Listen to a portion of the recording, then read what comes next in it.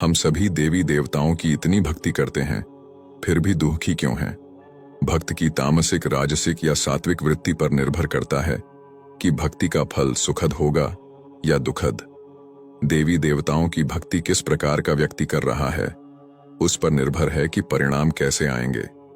वह सुखी होगा कि दुखी होगा। गीता में भगवान कृष्ण कहते हैं कि हे अर्जुन, फल को न चाहने वाले निष्कामी योगी पुरुषों द्वारा परम श्रद्धा से किए हुए तप को सात्विक कहते हैं। जो तप सत्कार, मान और पूजा के लिए अथवा केवल पाखंड से ही किया जाता है, वह अनिश्चित और क्षणिक फल वाला तप यहाँ राजस कहा गया है। जो तप मूर्तापूर्वक हठ से मन, वाणी और शरीर की पीड़ा के सहित अथवा दूसरे का अनिष्ट करने के लिए किया जाता है, वह तप तामस कहा गया है। फल को न चाहना सत्व का शुद्धतम लक्षण है। जीवन में तुम जो भी करते हो, फल की चाह से ही करते हो, अन्यथा करोगे ही क्यों? मेरे पास लोग आते हैं, वे कहते हैं कि यह संभव ही कैसे है कि फल की हम आकांक्षा न करें, क्योंकि अगर आकांक्षा ही न करें तो हम कृत्य ही क्यों करेंगे? अगर मैं उनको कहता हूं ध्यान तो तुम करो लेकिन फल का कोई विचार मत करो, तो वे कहते हैं तो हम आपके पास आएंगे ही क्यों? हम आए ही इसलिए हैं कि शांति चाहिए। आप कहते हो ध्यान से शांति मिलेगी, तो हम ध्यान करते हैं क्योंकि शांति चाहिए। अब एक बड़ी जटिल समस्या खड़ी होती है, क्योंकि जब तक तुम कुछ चाहोगे, ध्यान न लगेगा। ध्यान से शांति मिलती है, इसमें कोई संदेह नहीं है। इसमें सारी दुनिया के ध्यानी एक मत हैं। ध्यान से शांति मिलती है, इसमें एक मत है। और एक और अजीब शर्त से भी एक मत है कि जब तक तुम चाहते हो तब तक नहीं मिलती, क्योंकि चाह अशांति है। चाहने में ही तो सारी अशांति है। चाहने के कारण ही तो तुम तने हो, चाहने के कारण ही तो भीतर एक बेचैनी है। तुम ध्यान कैसे कर पाओगे? वह तो सिर्फ मूर्तावश करता है। उसके मन में तो सिर्फ हिंसा और अज्ञान है। हठ से मन, वाणी और शरीर को पीड़ा पहुंचाकर वह अपने को कष्ट पहुंचाता है, या ज्यादा से ज्यादा उसकी आकांक्षा होती है तो दूसरे का अनिष्ट करने की होती है। मैंने सुना है, एक बड़ी पुरानी कहानी है पंचतंत्र में, कि एक आदमी को निरंतर भक्ति करने से कोई देवता प्रसन्न हो गया और उसने कहा, मांग ले, तू जो भी मांगता हो। तो उसने कहा, जो भी मैं मांगूं कभी भी वह मुझे मिले, यही मैं मांगता हूं। होशियार आदमी रहा होगा, गणितज्ञ रहा होगा, एक मांग में खत्म हो जाएगी बात। तो उसने कहा कि मैं यही मांगता हूं कि जो भी कभी मांगूं वह मुझे मिल जाए।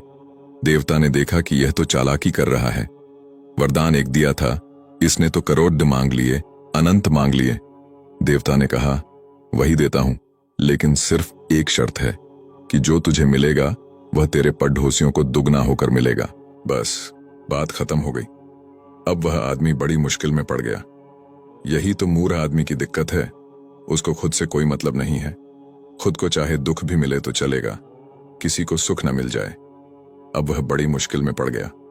उसने मांगा महल, महल तो बन गया, लेकिन दुगने बड़े महल पड़ोसियों के बन गए। वह फिर नीचे के नीचे रह गया। उसने कहा, यह तो कोई सार न रहा, इससे तो झोपड्डा ही बेहतर था। फल क्या है इसका?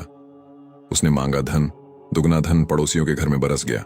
उसने कहा, ऐसे नहीं चलेगा, ये देवता तो चालाकी कर गया। तो उसने कहा, मेरी एक आंख फोड़ दो।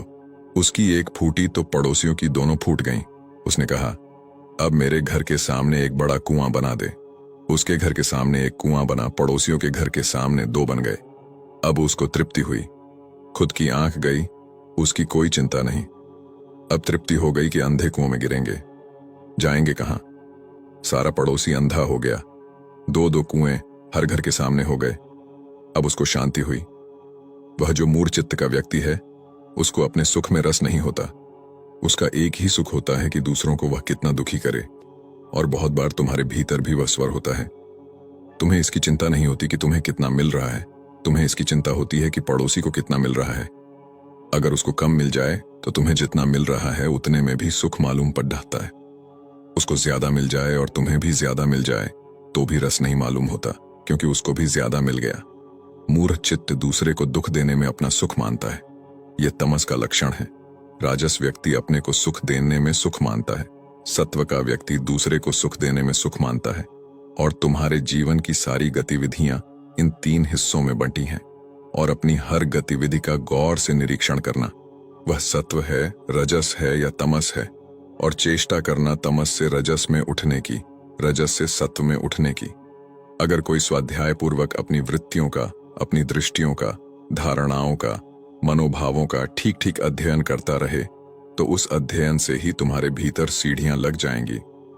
और जैसे जैसे तुम सत्व के करीब आते हो वैसे वैसे श्रद्धा के करीब आते हो, जैसे जैसे सत्व के करीब आते हो वैसे वैसे भगवत्ता के करीब आते हो। भगवान दूर नहीं है, उतना ही दूर है जितनी तुम्हारे जीवन की दूरी सत्व से है।